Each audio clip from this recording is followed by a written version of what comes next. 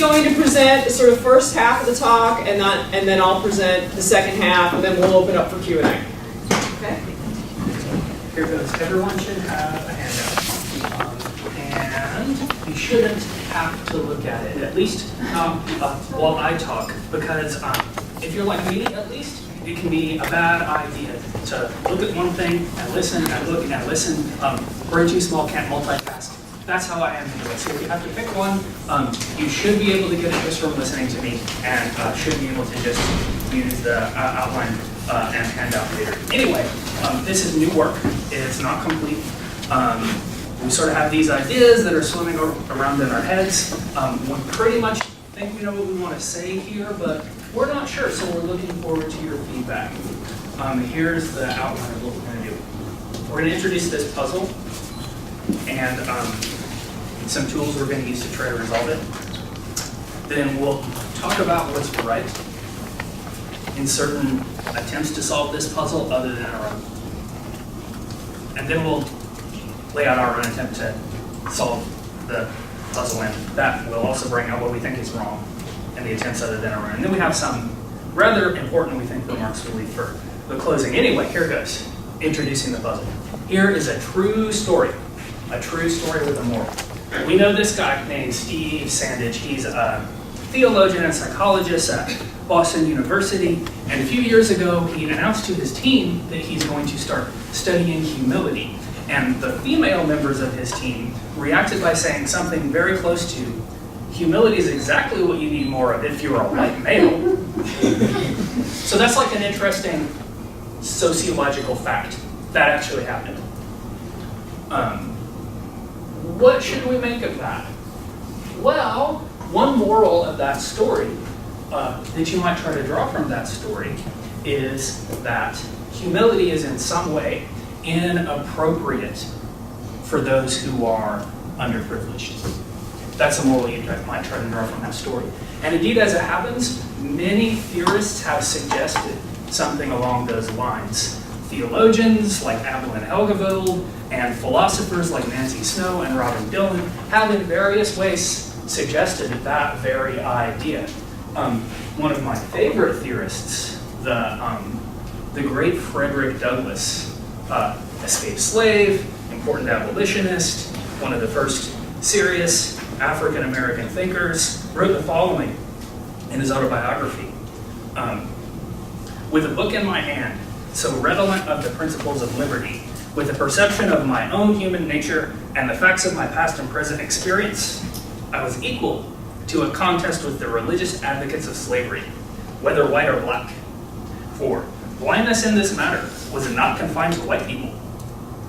I have met, at the South, many good religious colored people who were under the delusion that God required them to submit to slavery and to wear their chains with meekness and humility. I could entertain no such nonsense as this. So here we have Frederick Douglass suggesting slaves shouldn't be humble. That's nonsense. Similar points apply in other contexts, not context where you're oppressed, but a context where, say, you're talking with someone whose views are, well, frankly, ridiculous. Someone close to someone on our team, I won't tell you any more than that, is a flat earther. Is a flat earther a real believer that the earth is flat? Someone goes, the earth is flat. I mean, that view is just ridiculous. It's hard to see that issue. It's off the table. It's not the sort of thing that it seems like it's reasonable to seriously consider. And so it's odd to think we should be humble when interacting with the view that the earth is flat. Similarly, a view might not be so much ridiculous as heinous, like maybe it's a view held by a Nazi. So maybe you're interested in having a civil, moral conversation with someone, trying to make genuine progress, and you introduce yourself and you say, you know, morality's hard, we probably disagree, but this is how we move our culture forward, we should talk about these things. Maybe we disagree about abortion, I think it's usually right, maybe we should have a discussion, what do you think? And suppose that in response to that they go, you're looking in the wrong place, what we really need to do is finish the final solution. That is off the table, morally speaking, not in the universe of things we're willing to consider. And that makes it seem really strange to say that you should be humble towards this person. Saying things like, yeah, morality is really hard. We all should listen to other people's views. No, does not seem the right thing to do with that person. So in cases where you're oppressed, or your interlocutor's views are ridiculous, like flat earthism, or heinous, like Nazism, it doesn't seem like humility is called for. But that's puzzling, because humility is a virtue. How could a virtue be uncalled for or inappropriate? Are we supposed to say, like, humility is not a virtue because slaves don't need it, and you don't need it with the flat earthers and Nazis, or what? So this is a puzzle, and we call it the puzzle of humility and disparity, because the idea is there's these contexts where there's this gigantic disparity in, say, social power with the slave, or epistemic credentials with the flat earther, or heinousness of one's views with the Nazi. And it's puzzling because in these contexts of disparity, humility seems somehow inappropriate, but how could that be if it's a virtue? One way philosophers try to do theorizing is by finding puzzles and trying to resolve them. Methodologically, that's one thing we do. So that's what we're going to do here. We're going to try to resolve this puzzle. But a big part of that process consists in figuring out the right way to understand what the puzzle is in the first place. A lot of philosophical activity consists in starting with realizing something's kind of confusing you, and then getting a clear picture of what the confusing thing is. So that's like step one, get a clear picture of what the confusing thing is. You haven't yet figured out what to say about it. You just like model what the confusion is. So the first thing is our model of this puzzle. Here's how we want to understand that. We want to understand it as a set of claims, just some claims. And they're all plausible claims. Each of them seems plausible. But they're jointly contradictory, so they can't all be true. And here's what we think the claims are. First of all, A, humility always counts as a virtue. Seems pretty plausible, seems pretty good. Humility always counts as a virtue. But B, no virtue is ever inappropriate. It's a virtue. How can it be inappropriate? That seems also plausible. And finally, C, humility is inappropriate in these contexts of disparity. All those seem right, but here's the puzzle. They can't all be right. It can't be right that humility is always a virtue, and no virtue is ever inappropriate, and humility is inappropriate in these contexts. There's a mistake somewhere. Philosophers try to solve these puzzles by figuring out where the mistake is. So that was step one. We think there's this puzzle, the puzzle of humility and disparity, and for now at least we want to model it as that set of individually plausible, jointly inconsistent claims. So now a little more. This is part two. We're going to use some tools to try to resolve this puzzle. Try to resolve it by figuring out where the mistake is.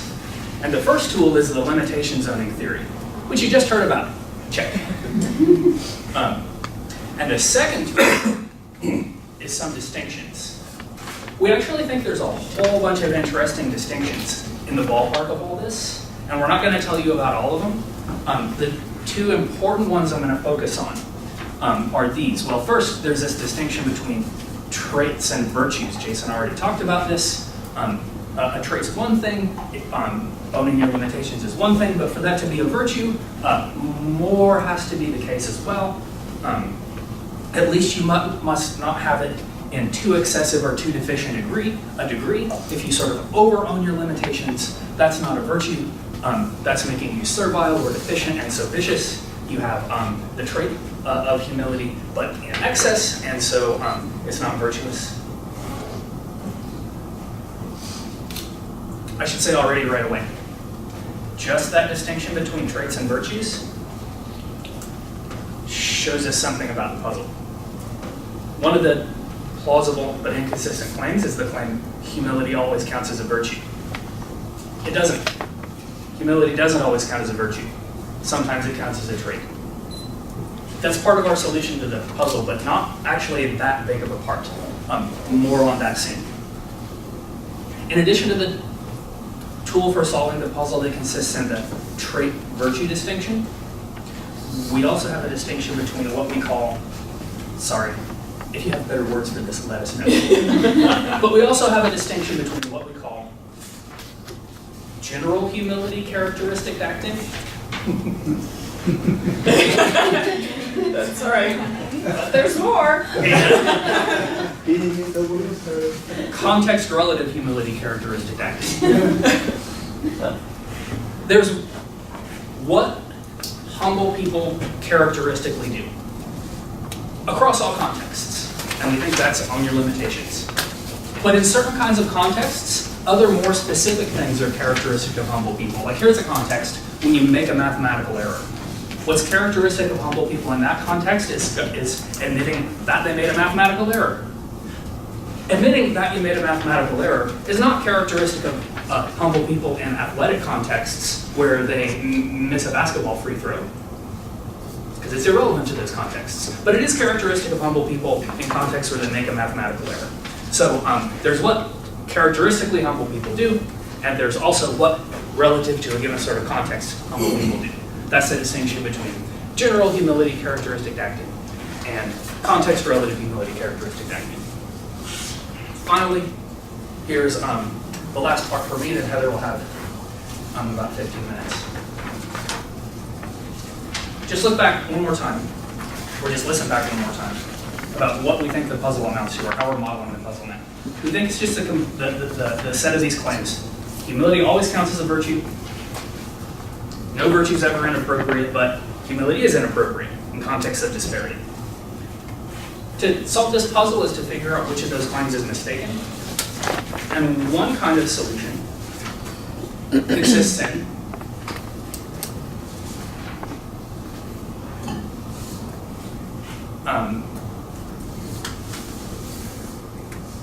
one kind of solution consists in denying the claim that humility is inappropriate in context of disparity, and saying, actually, it is surprisingly, and we're going to do that. Heather's going to explain more about how we're going to do that. Yeah, we're going to deny that third claim. But I want to say that there is still something right in that third claim. Although we're going to deny the claim for reasons Heather will bring out, we still think there's something right in its ballpark. Something right in the ballpark of the claim made by Frederick Douglass and others that humility is inappropriate in these contexts of disparity. At least two things, and here's what they are. One, lowliness or servility is inappropriate in those contexts. We think that's right. Slaves shouldn't act in a servile way. What they should do is plot their escape and get out. But acting in a servile way isn't the same thing as acting in a humble way. It's acting in an over-humble way. So while we think it's right that lowliness is inappropriate in context of disparity, we think that was what Douglas and maybe the other theorists I mentioned are onto, we think that that thing is not humility. The second, you might think, and many people have often suggested, that humility requires deferring to other people in lots of contexts. And this might make you think that if you're humble and you're talking to a flat earther or a Nazi, then you'll defer to them. And that's definitely not what you should do.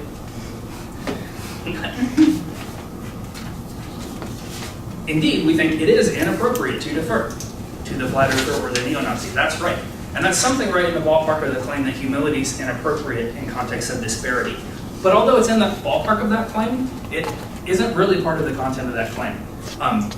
That's because deferring is only characteristic of humility in some kinds of contexts. Sort of like saying, I made a math mistake is only characteristic of humility in some kinds of contexts. And a context where you're talking to a flat earther or a Nazi is not one of those contexts. So, here's where we are so far.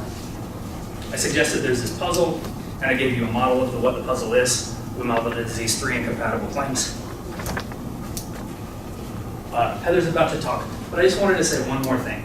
This is sort of like pure philosophy. And I was thinking before this morning that that's kind of cheating for a conference titled Educating for Intellectual Humility. And then I read this little card over here. Heather, can you show me this card? It's right here. I read this card, and there's this slogan. there's this slogan this institute has. Here's what it is. How do we balance our deepest convictions with humility? And well, here's one of my deepest convictions. People of different races are moral equals. And here's another one of my deepest convictions. The earth isn't flat. And we're talking about how you balance those with humility. And this is going to show up in classrooms too, so I think this is really quite relevant. And now to Heather for how we're going to try to resolve this puzzle. Okay, so at this point, it actually will be helpful to have the handout in front of you because I'm going to unsurprisingly jam through a lot of material in a relatively short period of time. So we're on Roman numeral 4, trying to resolve the puzzle. So Dennis talked about making the distinction between humility being a trait and humility being a virtue. Jason talked about this morning as well. Okay, so one way of thinking about what we're doing when we're trying to resolve the puzzle is one way to do this is to think about, okay, read humility in A, humility always counts as a virtue, and C, humility is inappropriate in the context of disparity. Read humility as a trait. What happens when you read humility as a trait? Here's what happens, right? When you read humility as a trait, A, humility always counts as a virtue, ends up being false. Right? So in context of disparity, the trait of humility can, the trait of humility can issue inappropriate responses. These responses express the vice of servility. This is when somebody has an excess of the trait of humility, when they are what we sometimes say, we sometimes use the language, they're humble to a fault. Right? Okay? So these are cases where you are still, you have an excess of the trait of humility that we think amounts to having the vice of servility. Examples of this are deferring to the flat earther or the neo-Nazi when you're having a conversation with them. We think those are not cases of the virtue of humility, those are cases of the excess of the trait, and in those cases, deferring to the flat earther or the neo-Nazi, as Dennis suggested, amounts to doing something vicious. It amounts to doing something servile. Okay. This means that one way to resolve the puzzle is to recognize that humility might mean the trait, and argue that when it does mean the trait, A's wrong. Okay. So this means that the trait of humility won't always count as a virtue, but it will, we think the trait of humility sometimes counts as a virtue. It better, right? If our view claimed that it didn't count as a virtue, we'd be in big trouble. Okay, so we think it sometimes counts as a virtue, and as Jason addressed this morning, we think that for it to count as a virtue, it at least has to involve good motivations, and it has to involve something like good judgment, which allows us to limitation zone in the right ways at the right times, to the right amount, and so forth. Okay? Okay. Let's now consider what happens to the puzzle when we treat the word humility in A and C as the virtue but not the trait. Okay. If humility means the virtue, then humility always counts as a virtue is trivially true. That's just true. And it's so obviously true that philosophers just call it trivially true. Okay. C, humility is inappropriate in context of disparity, is also going to be false. So A is going to be true. C, humility is inappropriate when humility is a virtue, is going to be false, provided that B is true. We have stuff we can say about B in Q&A. B, you may think that B is obviously wrong or there are problems with B. We actually walk back B a little bit, but we think we can make sense of B being generally okay. Okay, so this means that another way to resolve the puzzle is to treat humility as a virtue and then argue that C is mistaken. In other words, to argue that it's wrong that humility is inappropriate in context of disparity. Or in more normal language, to say there are cases in which humility is appropriate in context of disparity. There are roles that humility as a virtue plays in context of disparity that are appropriate. Okay? Okay, so that's what we're going to argue. This, I think, is the sort of meat and much of the take-home of the paper, hopefully for this group. So we are going to argue that there's some self-directed, we're at 5 now, and some other directed roles that are characteristic of the virtue of humility in context where we're interacting with Nazis or flat earthers or in context of oppression. Okay? We think these contexts call on multiple virtues. We don't think humility is the only one. We think conviction is one. We think courage is one. We think perseverance and pride are virtues that are called on.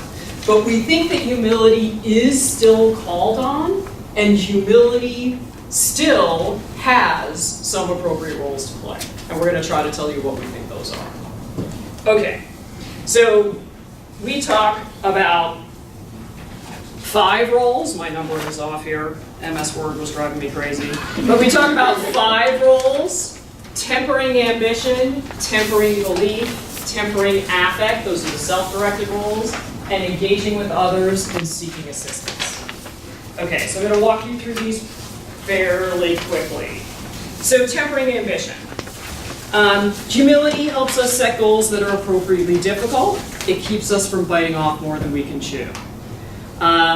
We think this is explained by the humility as limitation zoning view. On that view, when people are aware of and own their limitations, they're more likely to set goals that are achievable in light of those limitations. If you've seen our original paper, that's prediction number 4 from our original paper. And I know some of you in this room have seen those predictions. Applying this to context of disparity. So, okay, imagine you are actually talking to a flat earther. Okay, one goal you might set for yourself when you're having the conversation with the flat earther is you might try to convince the flat earther on the spot that he's wrong and he should change his mind.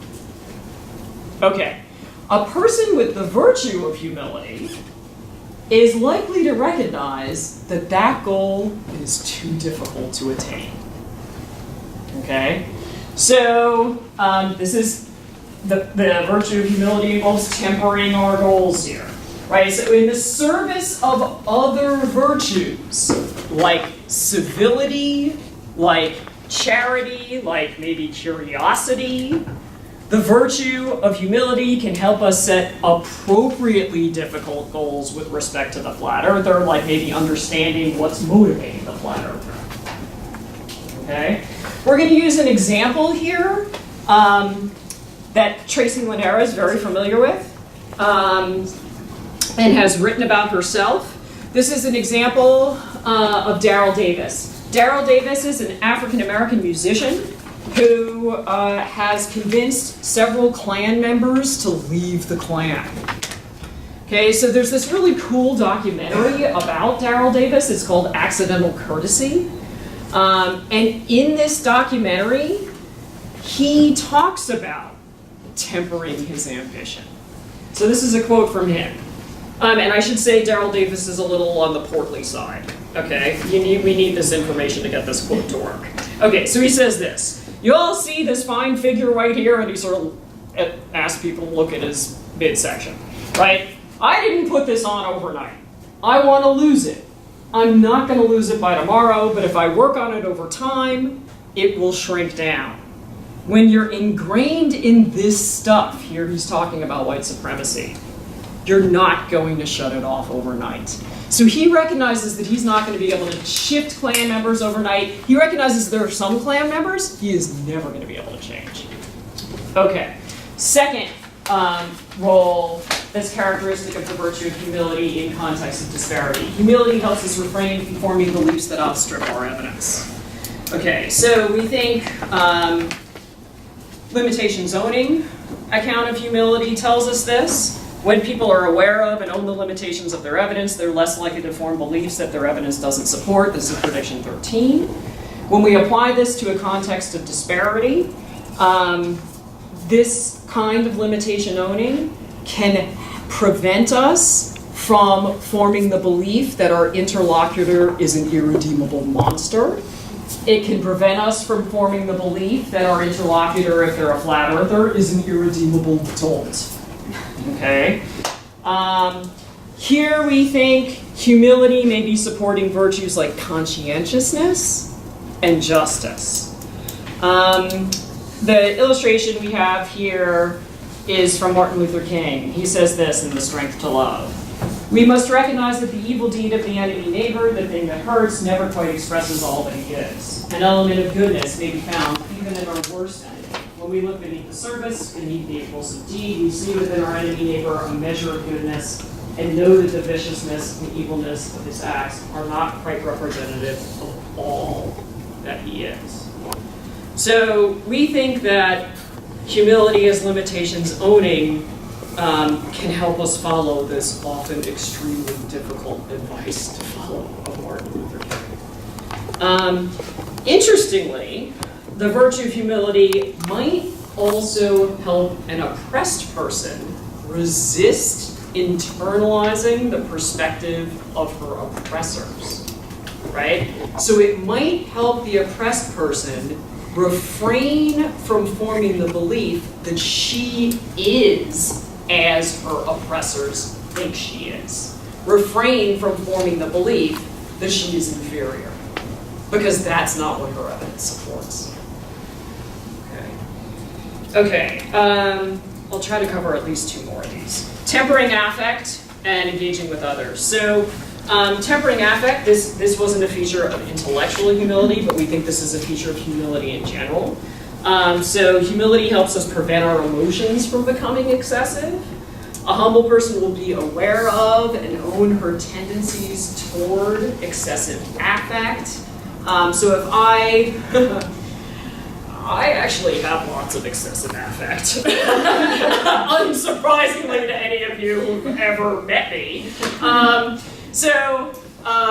I'm aware I have excessive affect. Sometimes I think it's fine. Sometimes if I get really angry, that's something Dan's like, Heather, I've never seen Heather really angry.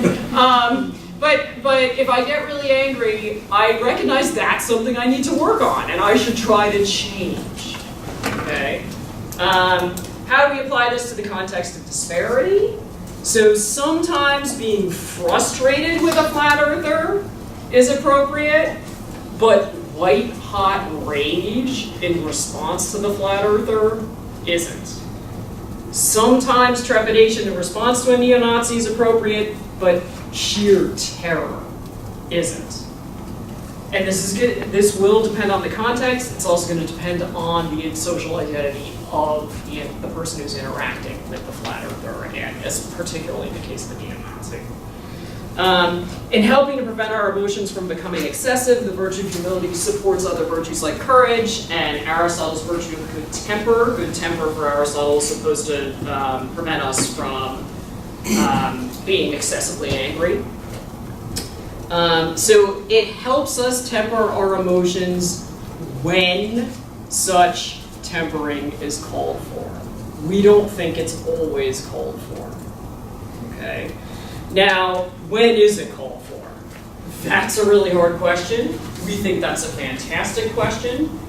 We're not going to try to answer it. We think that that's a question that we need, that we would love to work on, but we think other people should be helping us figure out the answer to that question, and we may not be the best ones to answer that question ourselves. Okay, but we can say at least this much. Here's an easy case where tempering of affect is called for, right? In a one-off, you just encounter a flat earther one time. You're not going to see this person ever again. You just encounter them one time. Just a conversation is struck up. You're waiting for coffee or something, and they start talking to you about flat earth. Okay, so suppose you respond with loathing and rage. Right? Dehumanizing loathing and white-hot rage rather than dismay and frustration. Seems like that's a case where tempering of affect is appropriate. And humility can help us do that. Harder cases are oppression. Okay?